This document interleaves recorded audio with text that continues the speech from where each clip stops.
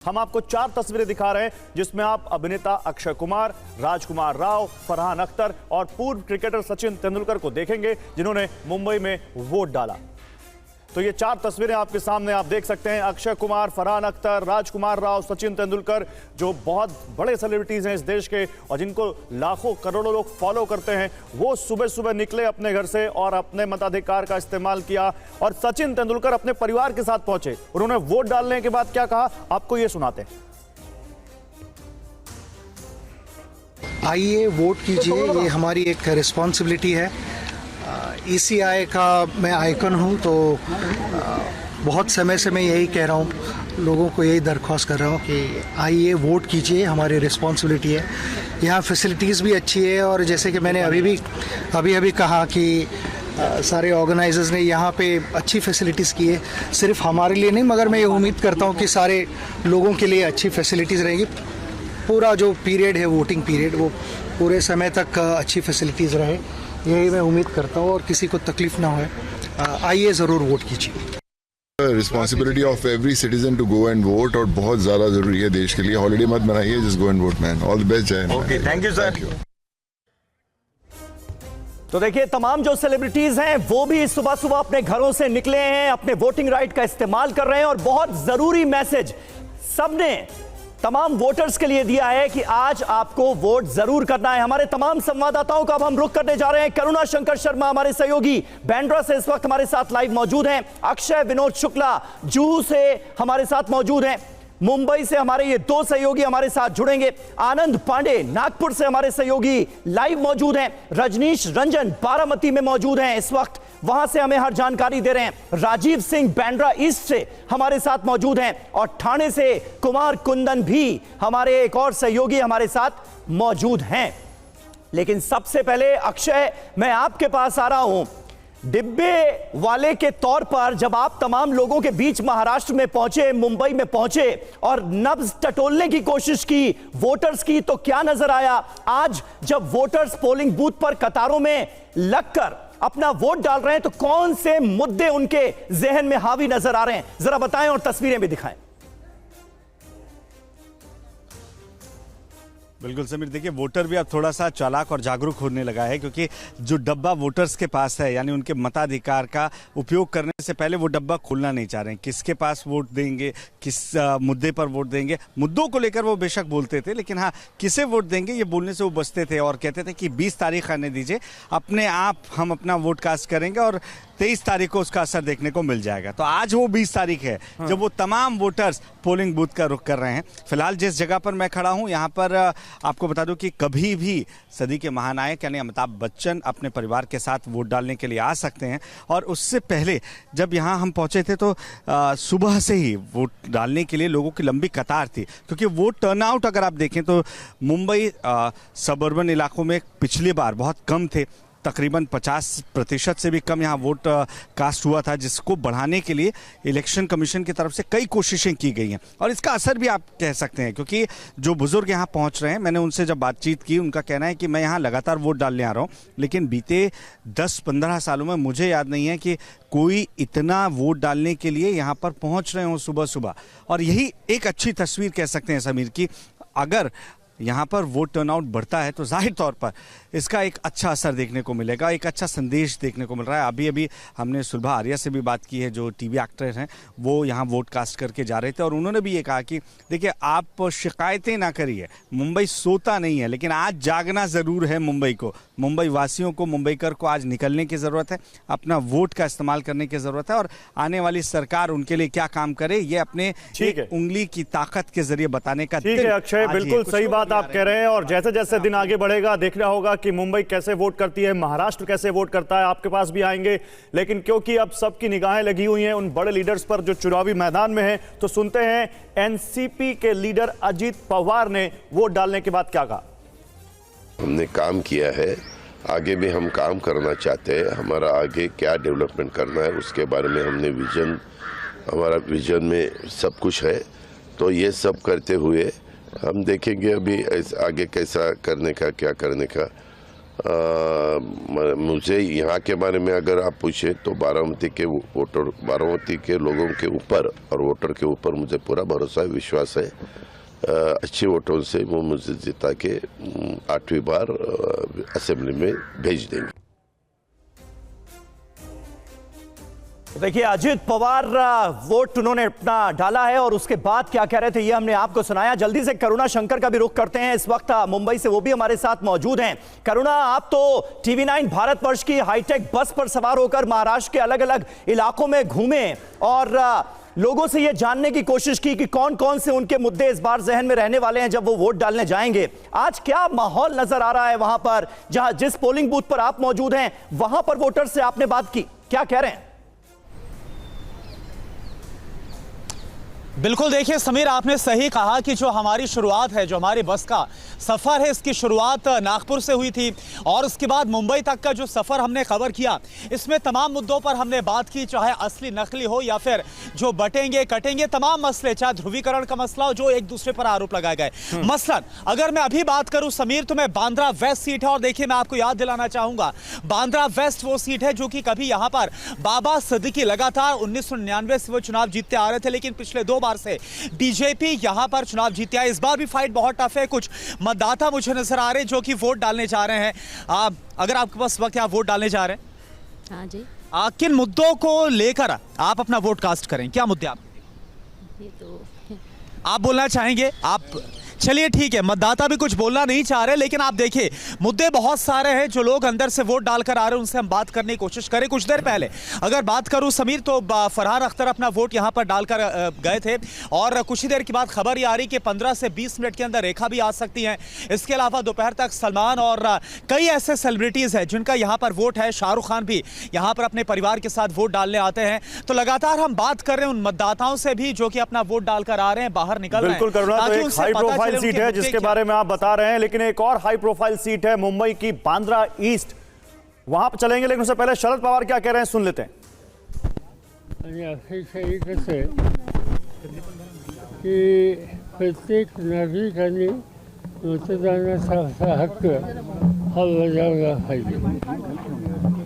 मध्यंतरी लोकसभेची निवडणूक झाली त्यावेळेला महाराष्ट्राचं मतदान 67%, 67% आसपास होतं आणि नॉर्थ ईस्टमधली लहान लहान राज्य ही 70, 75, 80% सुद्धा पुढे गेली।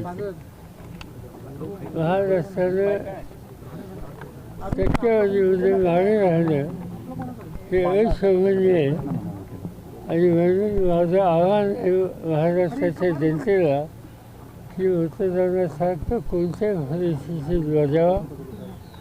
तुम्हाला जी व्यक्ती जो राजकीय पक्ष योग्य वाटत असेल त्याला तुम्ही आपलं मतदान द्या, पण मतदान करा।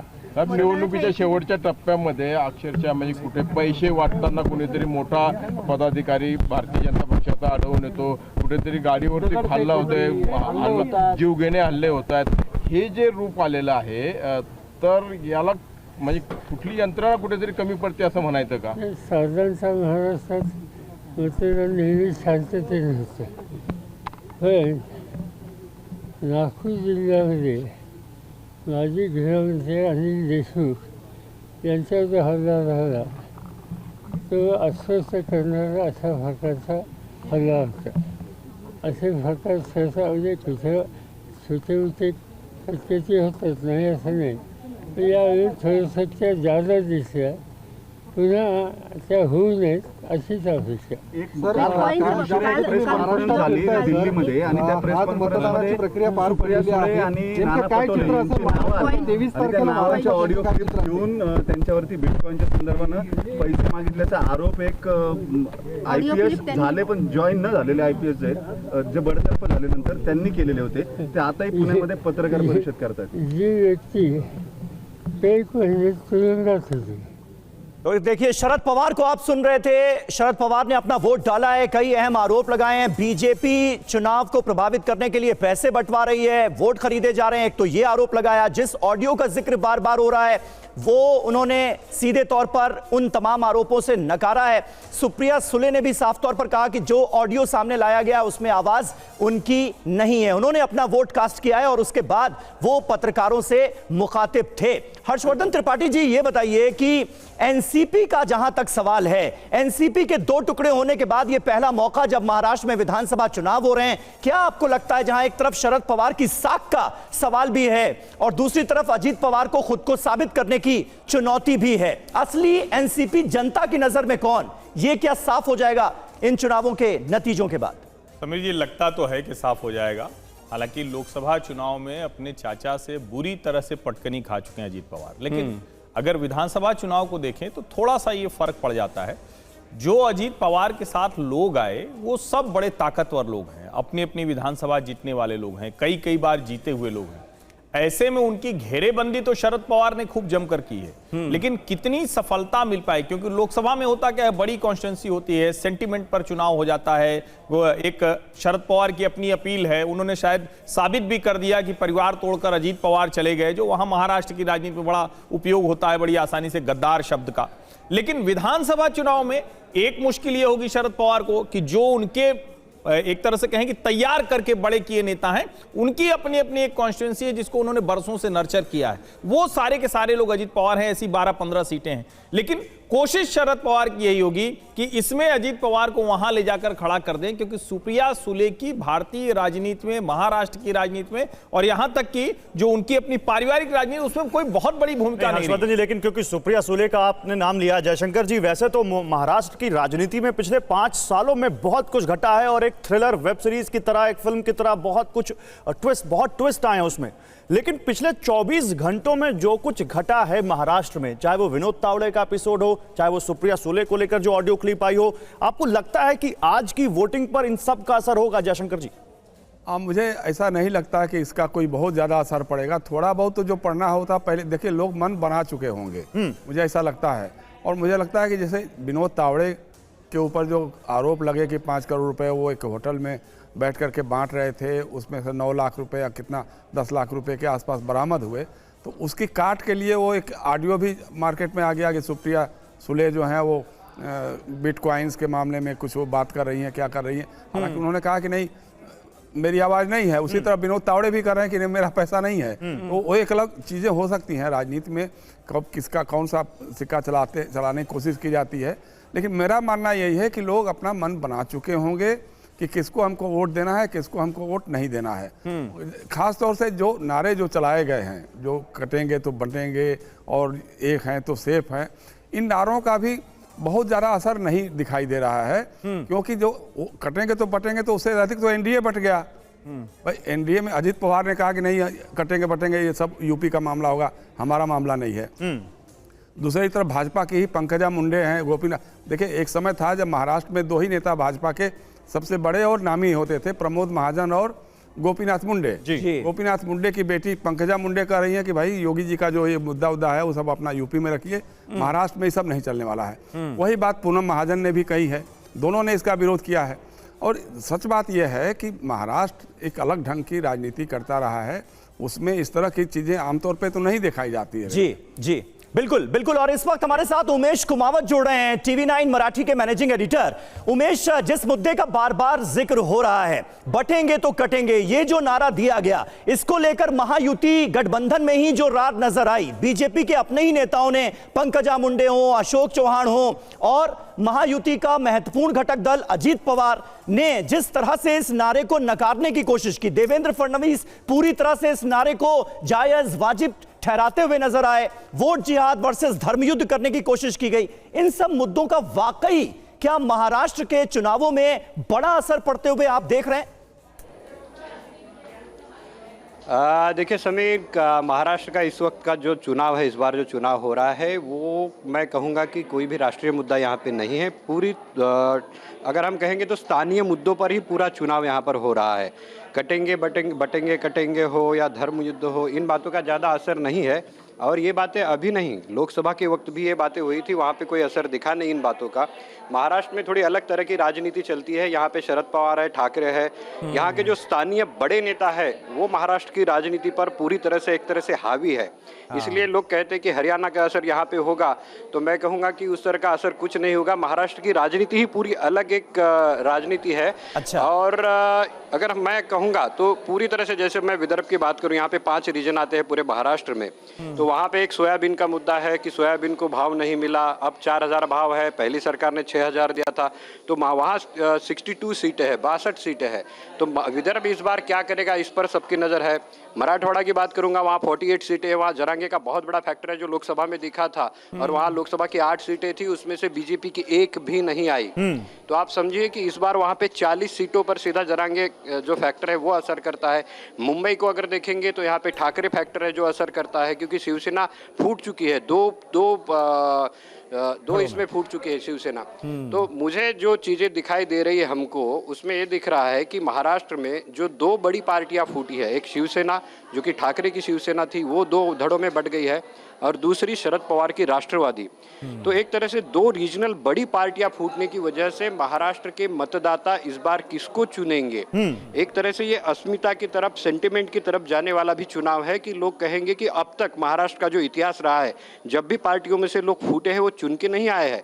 इसलिए देखना दिलचस्प होगा कि इस बार लोग क्या करने वाले हैं। उमेश जी, आपने जैसा कि कहा कि ये 2 बड़ी पार्टियां फूटी हैं, उसके बाद का चुनाव है। पहली बार महाराष्ट्र के लोगों के सामने 2 एनसीपी हैं, 2 शिवसेना हैं।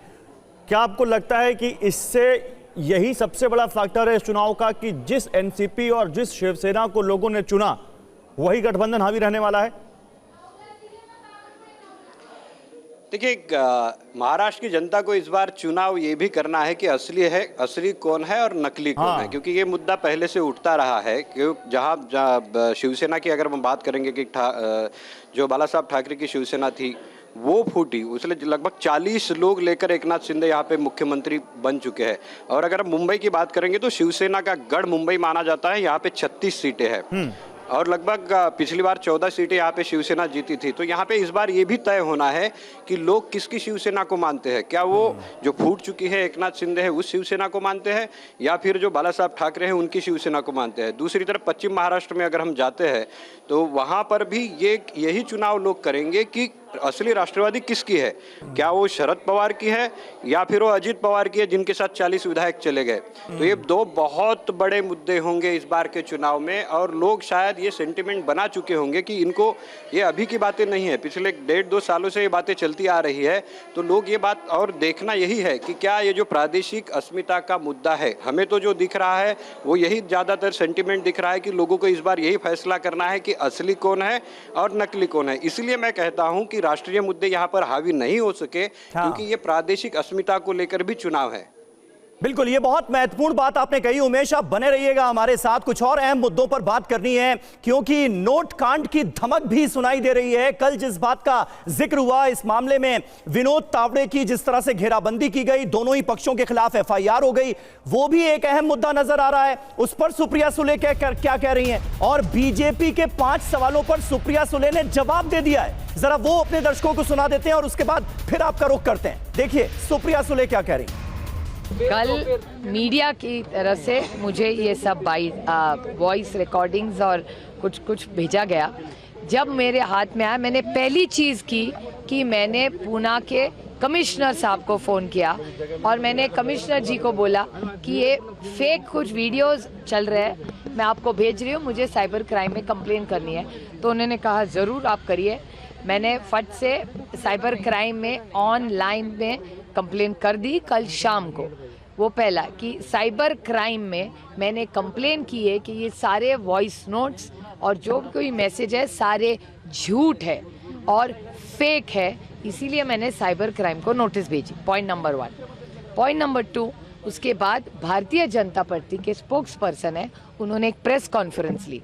उसके बाद बहुत सारे मीडिया के लोगों ने मुझे फ़ोन किया, मैंने हर एक को मैंने रिप्लाई किया और हर चैनल्स के भी मैं आभारी हूँ कि आपने दिखाया भी मेरी जो आरोप था उसका जो जवाब मैंने दिया वो हर मीडिया हाउस ने दिखाया। मैं आपकी तहे दिल से आभारी हूँ। उसके बाद मैंने वकीलों को मेरे फ़ोन किया और आज सुबह मैंने श्री त्रिवेदी जी को मैंने एक क्रिमिनल डेफमेशन नोटिस भेजी है, क्योंकि जो उन्होंने जो आरोप किए उन्होंने मुझे 5 सवाल पूछे, 5 सवाल, और उन्होंने मुझे कहा है कि बाहर आके जवाब दे। मैं बाहर आके जवाब देने के लिए कभी भी तैयार हूँ। सुधांशु त्रिवेदी जिस शहर में चाहे, जिस चैनल पे चाहे, जिस वक्त चाहे, वो जहाँ बुलाएंगे मैं आ जाऊँगी और हर एक का जवाब मैं दे दूँगी, क्योंकि for all the questions my reply is no no no. तो बिटकॉइन के मामले में ना मानने के बाद सुप्रिया सुले यहां पर अपनी बात रखते हुए और कहते हुए कि जहां कहेगी बीजेपी, जहां कहेंगे बीजेपी के नेता सुधांशु त्रिवेदी, मैं वहां पर उनके साथ डिबेट करने के लिए तैयार हूं, उनके 5 सवालों के जवाब देने के लिए तैयार हूं। लेकिन उमेश, चाहे वो विनोद तावड़े का कैश कांड हो जिसके बारे में वो कह रहे हैं कि जांच होनी चाहिए, चुनाव आयोग निष्पक्ष तरीके से इसकी जांच करे जो उन पर आरोप लग रहे हैं, चाहे सुप्रिया सुले के बाद में जो उनकी ऑडियो सामने आई, और सुप्रिया सुले और नाना पटोले 2 बड़े नेता महाविकास आघाड़ी के जिनका नाम इसमें आया, ये अपने आप में कितना बड़ा मामला है और इलेक्शन पर इसका क्या असर होते देखते हैं आप? देखिए, जहाँ तक मैं पहले विनोद तावड़े के मामले पे आऊँगा। विनोद तावड़े का जो मामला हुआ है वो वसई विरार इलाके में हुआ है, जहाँ बहुजन विकास आघाड़ी जो हितेंद्र ठाकुर की पार्टी है और ये बहुत ताकतवर पार्टी है उस इलाके में। आप देखेंगे कि कल जब विनोद तावड़े वहाँ पे गए थे और उसके बाद जो कुछ कैश मिला है वहाँ पे, तो करीबन 3 से 4 घंटे तक उनको उस होटल में एक तरह से वो बंद थे, क्योंकि वहाँ जो बहुजन विकास आघाड़ी है वो बहुत ताकतवर पार्टी है। अगर कोई दूसरा होता तो विनोद तावड़े जैसे जो नेता है, भाजपा के महासचिव है, उनको कोई बंद करके नहीं रख सकता। जब तक विनोद तावड़े ने प्रेस कॉन्फ्रेंस नहीं ली तब तक उन्होंने उनको वहाँ से जाने नहीं दिया। और दूसरी बात, पुलिस ने भी उनको कहा, हितेंद्र ठाकुर जो वहाँ के नेता है बहुजन विकास आघाड़ी के, कि आप ही उनको यहाँ से सेफ निकालिए, नहीं तो कुछ भी हो सकता है। तो आप ये देखिए कि वो जो ड्रामा चला है, करीब 4 घंटे का ड्रामा लाइव चला है और सबने देखा है वहाँ पे। उसके बाद काफ़ी सारे होटल के जो रूम सर्च किए, वहाँ पे कैश मिली, करीब 9 लाख रुपए कैश मिली है। लेकिन दूसरा मुद्दा आपने कहा सुप्रिया सुले बिटकॉइन का मुद्दा, वो रात को 11 बजे के 10 साढ़े 10 11 बजे के आसपास आया है। और आईपीएस जो रविंद्र पाटिल है, पूर्व आईपीएस जिन्होंने आरोप लगाया है, इस मुद्दे के बारे में लोगों को ज़्यादा जानकारी नहीं है। एक तरह से पॉलिटिकल केवल आरोप प्रत्यारोप वाला मुद्दा हो गया है। और जहाँ जो मुद्दा हुआ था विनोद तावड़े का, वो सारे महाराष्ट्र ने देखा कि वहाँ पे क्या क्या चल रहा है, क्योंकि उनको वहाँ पे बंद करके रखा गया था एक तरह से विनोद तावड़े को। तो उसका थोड़ा बहुत असर जाहिर तौर पर दिखेगा, क्योंकि वो 4 घंटे का एक ड्रामा था। जहाँ तक मैं इस मामले की बात करूँ, इस मामले का असर मुझे नहीं लगता इतना ज़्यादा होगा, क्योंकि ये मामला पता ही नहीं है किसी को। नहीं, लेकिन बीजेपी, क्योंकि प्रेस कॉन्फ्रेंस बीजेपी ने रात में एक इमरजेंसी प्रेस कॉन्फ्रेंस की, हम लोगों को बुलाया वहां पर, और बीजेपी इस मामले को बढ़ा चढ़ाकर वहां पर पेश, मतलब कि लगातार पेश कर रही, बढ़ा चढ़ाकर नहीं, मतलब लगातार वो इस मामले को उठा रहे हैं। आज भी उनके नेता इस मामले पर रिएक्शन दे रहे हैं। तो बीजेपी की तो पूरी कोशिश है कि किसी तरह इस मामले को बड़ा बनाया जाए। लेकिन देखिए, लेट हो चुका है। आप ये सोचिए कि एक मामला जो दिन में चलता है, जो लगभग 12:45 से लेके वो मामला चला था 4 साढ़े 4 बजे तक कल। और इस मामले की अगर बात करूं मैं, तो ये मामला रात को आया हुआ है और इस मामले में लोगों को ज़्यादा जानकारी नहीं है। भले ही आप एक आरोप प्रत्यारोप करेंगे, बीजेपी ने प्रेस कॉन्फ्रेंस की थी, हमने भी देखी है वो प्रेस कॉन्फ्रेंस, लेकिन अगर असर की बात करूं मैं, तो दोनों मामले अगर देखेंगे तो ये दिन में हुआ है और ये रात में हुआ है। आप कह रहे हैं कैश कांड का जो मुद्दा है ये ज्यादा असर डालता हुआ चुनावों पर नजर आता है। बहुत बहुत शुक्रिया उमेश, और थोड़ी थोड़ी देर पर हम आपसे जुड़ते रहेंगे और जो अहम जानकारियां हैं वो अपने दर्शकों तक आपके जरिए पहुंचाते रहेंगे। लेकिन हमारे साथ स्टूडियो में भी यहां पर कुछ खास मेहमान मौजूद हैं। जयशंकर जी, इस पूरे मामले को कैसे आप देखते हैं? कल इस मामले ने जमकर सुर्खियां बटोरी, विनोद तावड़े को घेर कर एक पार्टी के कार्यकर्ता होटल के अंदर बैठे रहे, एफआईआर हो गई है दोनों ही पक्षों पर, हालांकि एफआईआर हुई है, लेकिन आम वोटर्स के बीच क्या मैसेज जा रहा है? आरोप तो लगा दिए गए विनोद तावड़े के ऊपर, बीजेपी ने उन आरोपों से इनकार भी कर दिया, निष्पक्ष जांच की मांग भी कर दी चुनाव आयोग से, लेकिन वोटर्स के जहन में यह मुद्दा क्या असर छोड़ गया? देखिए, देश की राजनीति में पैसे का बहुत महत्व बढ़ गया, इसमें कहीं कोई दो राय नहीं है। और जो मतदाता है वो पैसा लेकर के मतदान करता है। बहुत सारे मामलों में ये भी बात जग जाहिर है।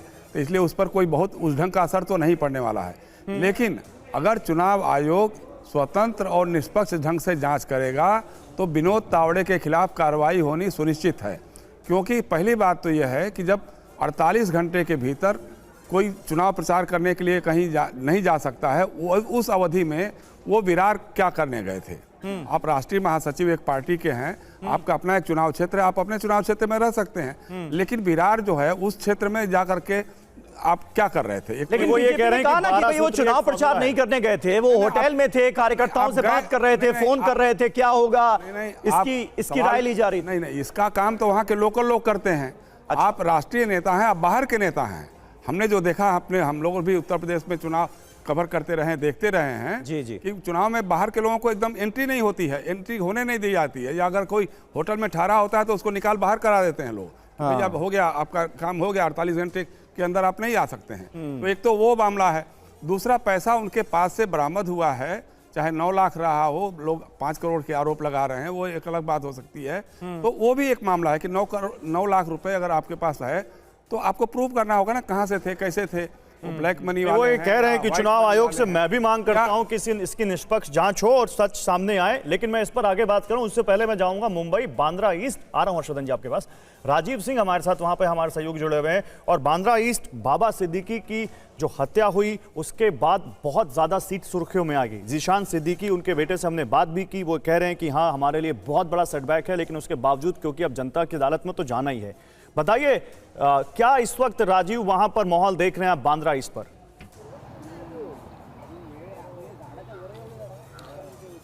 देखिए, मैं बांद्रा ईस्ट के कलानगर विधानसभा सीट पर साहित्य सहवास वोटिंग काउंटर के बाहर मौजूद हूँ। यहाँ पर आप देखिए थोड़ी देर पहले जो है काफ़ी बड़ी संख्या में लोग जो है वोटिंग करने के लिए पहुँचे थे, लेकिन चूंकि ये बेहद हाई प्रोफाइल इलाका है और ठीक मातोश्री के पीछे का इलाका है, तो अभी इक्का दुक्का लोग ही हैं जो वोट करके यहाँ पर निकल रहे हैं, क्योंकि लोगों की जो कतार थी वो खत्म सी हो गई है। लेकिन सबसे महत्वपूर्ण बात यह है कि जो कलानगर सीट है वो मातोश्री के अंतर्गत आती है, लेकिन यहाँ पर क्या उद्धव ठाकरे जो है वो अपनी साख बचा पाएंगे क्या, ये सबसे महत्वपूर्ण सवाल है। क्योंकि उन्होंने अपने परिवार के सदस्य जो है वरुण सरदेसाई को यहाँ पर मैदान में उतारा है, जबकि जीशान सिद्दीकी जो कि एनसीपी अजीत गुट के नेता हैं वो मैदान में है और उनके साथ में एक सिंपैथी वोट भी कह सकते हैं ज़रूर है, क्योंकि इसी इलाके में जो है बाबा सिद्दीकी की हत्या की गई थी बांद्रा ईस्ट में ही, और उनका ये विधानसभा क्षेत्र है उनके बेटे का। तो जाहिर बात है कि कहीं ना कहीं एक सहानुभूति वोट जो है जीशान सिद्दीकी के साथ में मौजूद है। ऐसे में परिवार के सदस्य को मैदान में उतार कर अपने नाक की लड़ाई उद्धव ठाकरे ने बना ली है, क्योंकि इसके पहले कभी उद्धव ठाकरे के परिवार का कोई सदस्य इस सीट पर नहीं खड़ा हुआ है। हालांकि अगर पूरे ठाकरे परिवार की भी बात करें तो आदित्य ठाकरे पहले ऐसे शख्स थे जो वर्ली से विधानसभा चुनाव मैदान में उतरे थे, पहली बार जीते, इस बार दूसरी बार मैदान में हैं। ऐसे में उद्धव ठाकरे के लिए इस सीट को जीतना या हासिल कर पाना ये बहुत बड़ी कह सकते हैं कि चैलेंजिंग होगा, क्योंकि इतना आसान नहीं। यहाँ पर माइनॉरिटी वोट बैंक जो है बहुत बड़ा है, और ऐसे में इसी वजह से कभी अगर हम प्रकाश बाला सावंत जो कि शिवसेना यूबीटी के पूर्व विधायक रहे, उनको अगर छोड़ दें तो कभी भी यूबीटी जो है इस सीट को जीत नहीं पाई है। बिल्कुल, एक चुनौती उद्धव ठाकरे के सामने है तो दूसरी चुनौती एकनाथ शिंदे के सामने है। ठाणे का सीधे रुख करते हैं, कुमार कुंदन वहां से हमारे साथ लाइव मौजूद हैं।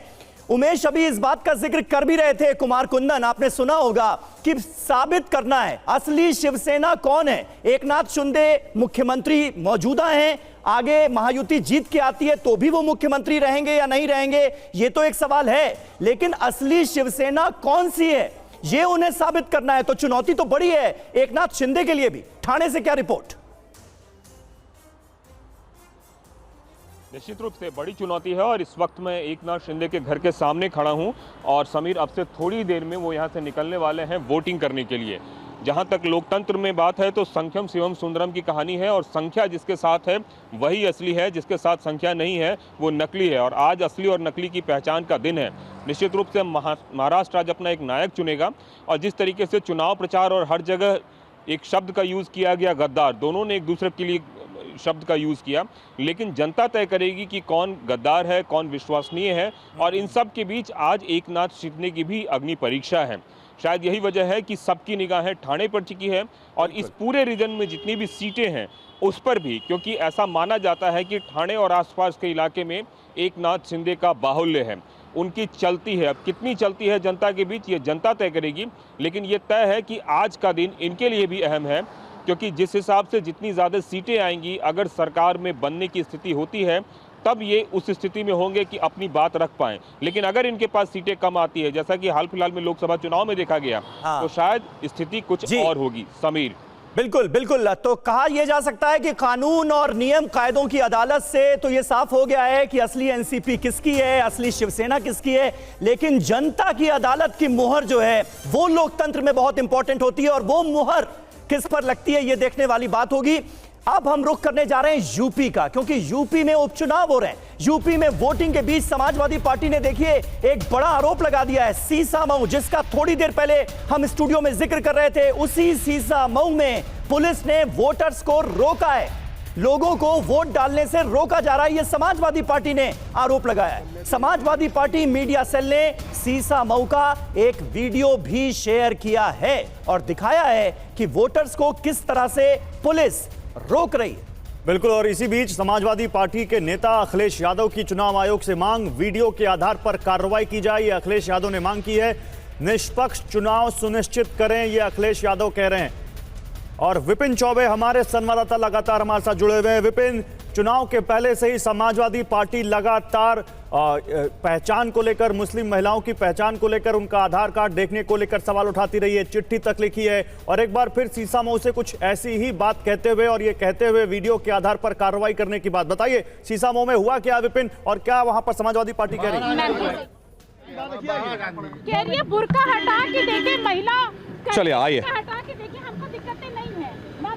विपिन, आवाज आ रही है आप तक? देखिए, इस वक्त हम कानपुर के सीसामऊ इलाके में हैं और हमारे साथ इस वक्त इरफान सोलंकी की पत्नी, जो समाजवादी पार्टी से उम्मीदवार है, वो आई है चेकिंग करने के लिए और आरोप लगा रही है कि पुलिस कई जगहों पर वोटिंग रोक रही है, पुलिस कई जगहों पर पर्ची फाड़ रही है और इस वक्त तमाम जो पोलिंग बूथ है उनका दौरा कर रही है।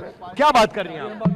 212 ठीक है आ रहे हैं। देखिए फोन मेरे पास बराबर आ रहे हैं। क्या शिकायत? भैया थोड़ा शीशा डाउन करना जरा। चुनाव आयोग का उल्लंघन हो रहा है। TV9 पर क्या शिकायत आ रही है मैम? हमें देख लेने दीजिए एक मिनट। हम चेक ही करने आए हैं कि क्या शिकायत है लोगों को। देखिए फोन मेरे पास रेगुलर आ रहे हैं, बराबर हर बूथ से फोन आ रहे हैं। क्या फोन? परेशान करा जा रहा है, अंदर घुसने नहीं दिया जा रहा है, ID चेक करने के बहाने बहुत दूरी रोक दिया जा रहा है पब्लिक को। ये शिकायत कहा था कि पुलिस नकाब हटाकर चेकिंग ना करे, इस बात की भी शिकायत मिल रही है कि महिलाओं के नकाब को जो पुलिस द्वारा चेक किया जा रहा है। तो बात आपने बोला ना कि आप जो है नकाब के ऊपर बात नहीं हो रही है कि आप चेक हो रहा है उसके ऊपर बात हो रही है। अच्छा, क्या माहौल लग रहा है आपको? क्या माहौल लग रहा है? अब हम आए हैं, अभी हम देख के बता रहे हैं आपको। अभी हम आए।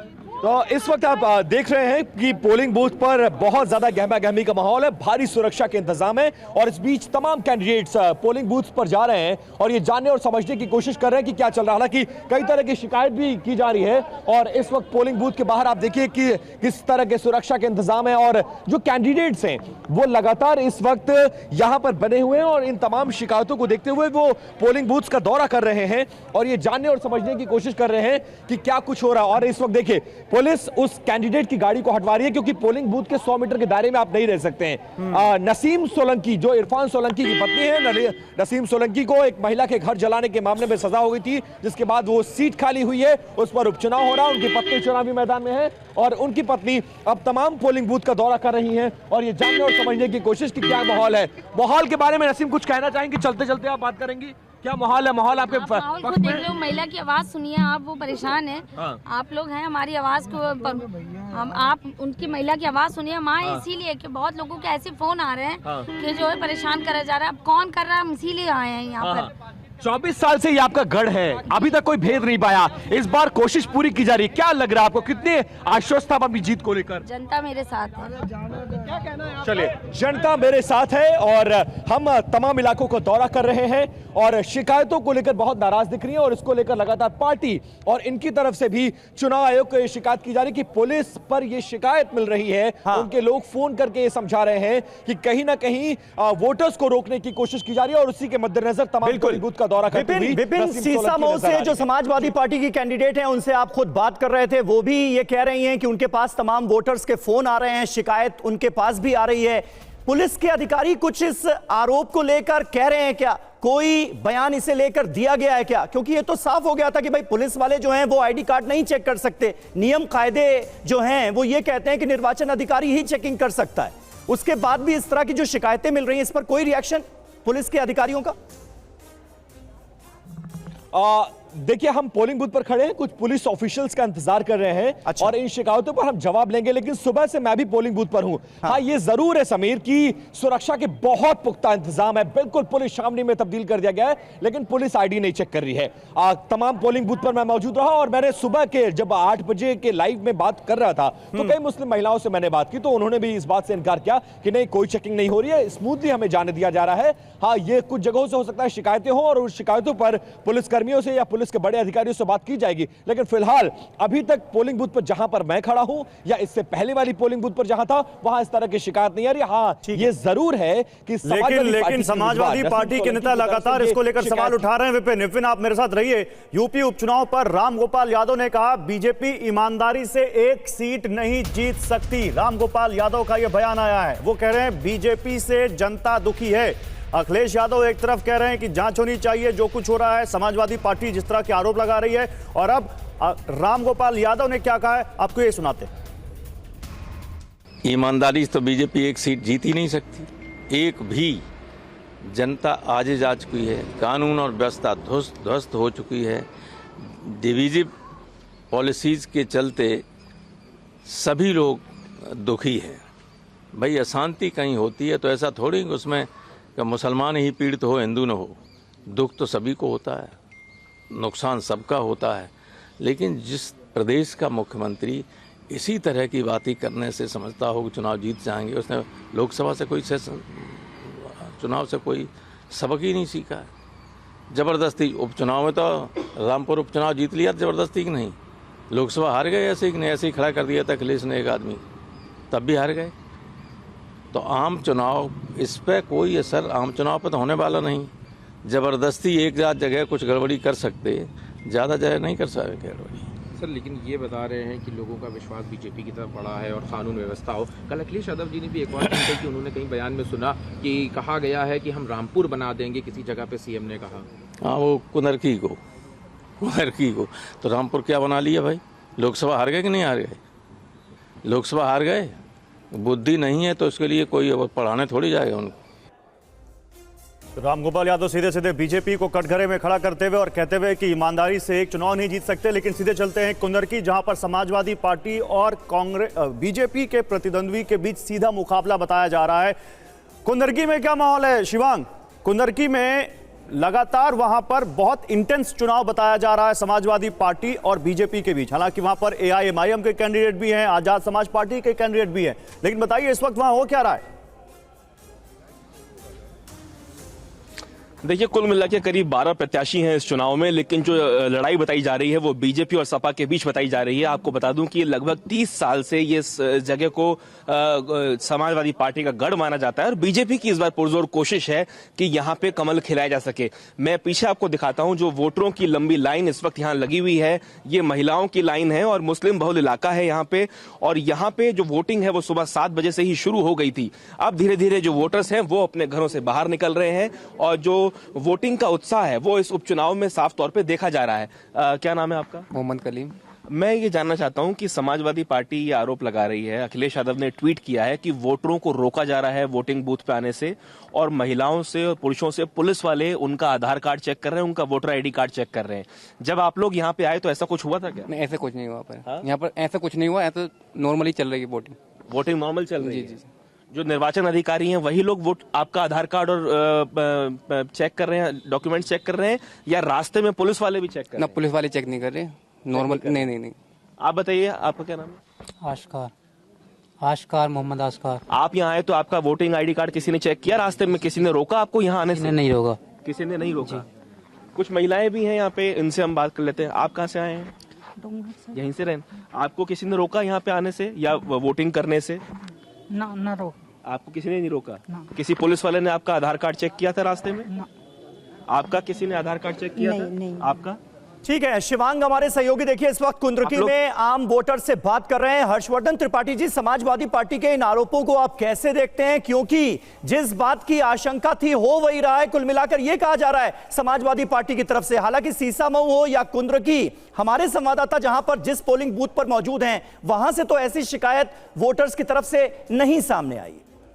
समीर, ये टीवी के समय में ये समाजवादी पार्टी के नेताओं का झूठ तुरंत सामने आ जाता है। हम भी चूंकि सुबह से ही हैं टीवी 9 पर, विपिन वहाँ से रिपोर्ट कर रहे थे और उन्होंने बुर्के वाली महिलाओं से पूछा आपका चेहरा हटा के देखा क्या? नहीं देखा।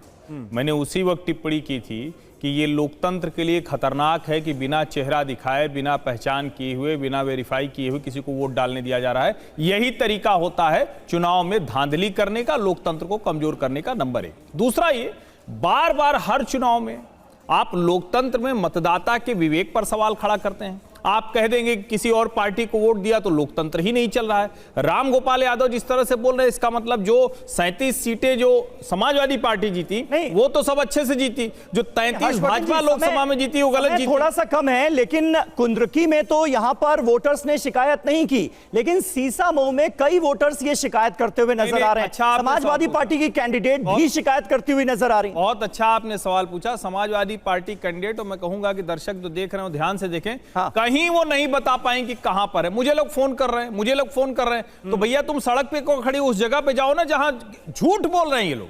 नेताओं की आदत हो गई चुनाव के दिन इस तरह से अराजकता फैलाना, ये बिल्कुल गलत है, लोकतंत्र के लिए अच्छा नहीं। हर्षवर्धन जी, अभी आगे चलकर और क्या इस पर निकल कर आता है अब देखेंगे, लेकिन जयशंकर जी पहली बार नहीं आया है लोकसभा चुनावों में भी। समाजवादी पार्टी ने चाहिए था ना, अगर समाजवादी पार्टी बताती कि 2 लोग हमको बताए थे, हम वहीं जा रहे हैं। मैं वही कह रहा हूं हर्षवर्धन जी कि आगे चलकर क्या आता है इसमें वो भी हमें देखना होगा, क्योंकि अभी तो पूरा दिन पड़ा है। लेकिन जयशंकर जी, समाजवादी पार्टी ने लोकसभा चुनाव में भी यही आरोप लगाए थे, खासकर वेस्ट यूपी के मतदान केंद्रों को लेकर आज फिर वो आरोप लगा रहे हैं। तो क्या इसके पीछे समाजवादी पार्टी की एक रणनीति ये भी है कि उपचुनाव में प्रशासन किसी तरह का दबाव न डाल पाए, पूरी तरह से एकदम टाइट इलेक्शन लड़ना है? नहीं, सबसे बड़ी बात यह है कि समाजवादी पार्टी के पास रामपुर का उदाहरण है। रामपुर जो उसका राजनीतिक गढ़ कहा जाता था, उस रामपुर में मतदान सिर्फ 35% के आसपास हुआ था। लोगों को रोका गया, मतदान केंद्र तक पहुंचने से रोका गया। तो सबसे बड़ी बात यही है कि देखिए, मैं मानता हूं कि मतदान केंद्र के अंदर अगर कोई महिला मतदान अधिकारी अगर बुर्का उठा करके जांच करती है, आईडी कार्ड से मिला करती है, तो इसमें गलत नहीं है। लेकिन पुलिस को यह अधिकार किसने दिया है? पुलिस का काम वहां पे कानून व्यवस्था बनाकर रखने की बात है।